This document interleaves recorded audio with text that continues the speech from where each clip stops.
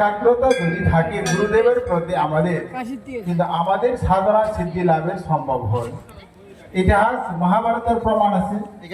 গুরু দ্রোণাচার্যকে একলব্য তিনি গুরু হিসাবে সাক্ষাৎ অস্ত্রবিদ্যা ধনুর্বিদ্যা কিন্তু গুরুদেবের কাছ থেকে তিনি শিক্ষা লাভ করতে পারেনি।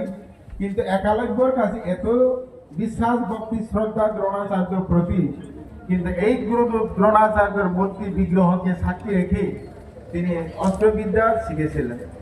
কিন্তু গুরুদেব সাকার থেকে যারা যে প্রাপ্ত হয়েছে, তিনি গুরুদেবের নিরাকার গুরুদেবের বিশ্বাস ভক্তি শ্রদ্ধা একাগ্রতার মাধ্যমে তিনি সাকার থেকে যারা শিক্ষা লাভ করেছিলেন তাদের থেকে বেশি একাগ্র অস্ত্রবিদ্যা শিক্ষা লাভ করেছেন। সেটাই গুরুদেবের বিশ্বাস ভক্তির প্রমাণ একটা অধ্যায়।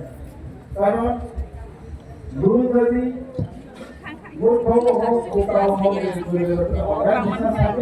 সেই গুরুদেবের মাধ্যমে আমরা অনেক কিছু প্রাপ্ত হতে পারি।